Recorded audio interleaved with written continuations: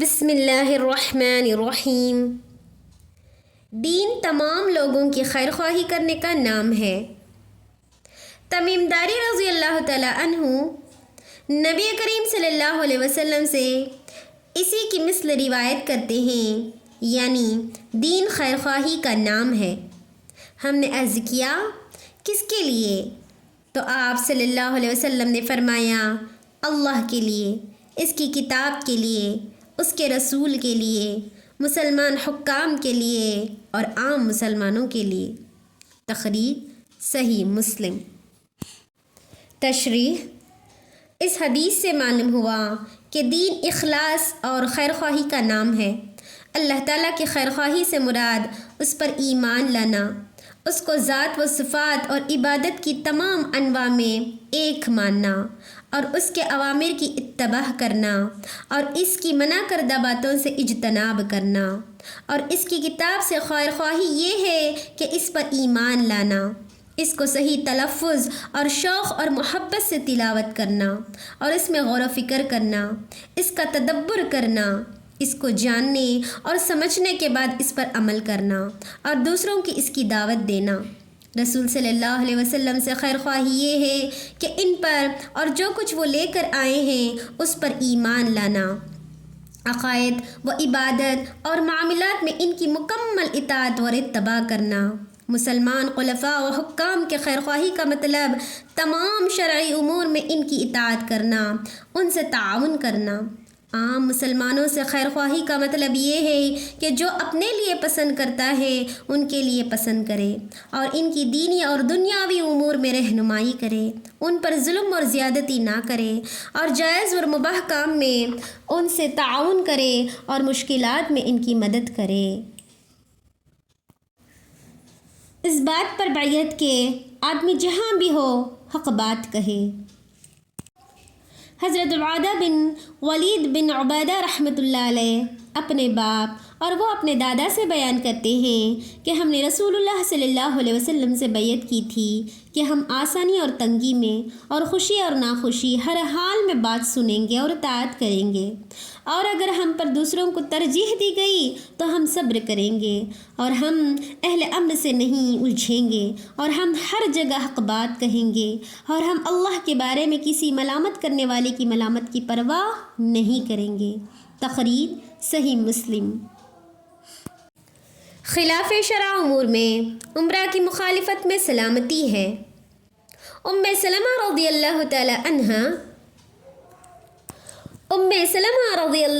عنہ سے روایت ہے کہ رسول اللہ صلی اللہ علیہ وسلم نے فرمایا ان قریب عمرہ ہوں گے، اور ایک روایت میں ہے تم پر عمرہ مقرر کیے جائیں گے، پس تم ان سے کچھ باتیں پہچانو گے اور تم کچھ باتوں کا انکار کرو گے، بس جس نے پہچانا وہ بری ہو گیا اور جس نے انکار کیا وہ محفوظ ہو گیا، لیکن جو راضی ہو گیا اور اتباع کی وہ ہلاک ہو گیا۔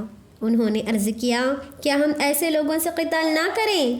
تو آپ صلی اللہ علیہ وسلم نے فرمایا نہیں، جب تک کہ وہ نماز پڑھیں۔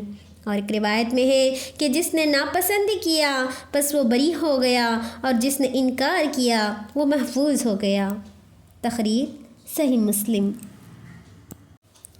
حکمرانوں وغیرہ کی غلط باتوں کا انکار ایمان اور جہاد میں سے ہے۔ عبداللہ بن مسعود رضی اللہ تعالیٰ عنہ سے روایت ہے کہ رسول اللہ صلی اللہ علیہ وسلم نے فرمایا مجھ سے پہلے اللہ نے جو بھی نبی بھیجا اس کی امت میں سے حواری اور ساتھی ہوتے جو اس کی سنن پر عمل اور اس کے حکم کی اقتداء کرتے تھے، پھر ان کے بعد نااہل لوگ ان کے جانشین بنے۔ وہ ایسے باتیں کرتے تھے وہ جو نہیں کرتے تھے اور وہ کام کرتے تھے جن کا ان کو حکم نہیں دیا گیا تھا، بس جو شخص ان کے ساتھ اپنے ہاتھ سے جہاد کرے گا وہ مومن ہے، جو ان سے اپنی زبان سے جہاد کرے گا وہ مومن ہے، جو شخص ان سے اپنے دل کے ساتھ جہاد کرے گا وہ مومن ہے، اور اس کے علاوہ رائی کے دانے کے برابر بھی ایمان کا درجہ نہیں۔ تخریج صحیح مسلم۔ امر بالمعروف و نہی عن المنکر صدقہ ہے۔ ابو ذر رضی اللہ تعالی عنہ سے روایت ہے کہ کچھ صحابہ کرام رضی اللہ تعالی عنہم نے نبی کریم صلی اللہ علیہ وسلم کی خدمت میں عرض کیا اللہ کے رسول، مالدار لوگ زیادہ اجر و ثواب لے گئے۔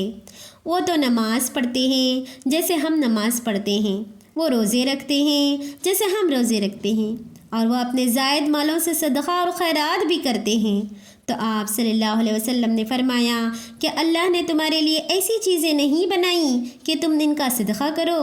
بے شک سبحان اللہ کہنا صدقہ ہے، ہر اللہ اکبر کہنا صدقہ ہے، ہر الحمدللہ کہنا صدقہ ہے، لا الہ الا اللہ کہنا صدقہ ہے، نیکی کا حکم دینا صدقہ ہے، اور برائی سے روکنا بھی صدقہ ہے۔ تمہارا اپنی بیوی سے تعلق زن و شوہر قائم کرنا بھی صدقہ ہے۔ تخریج صحیح مسلم۔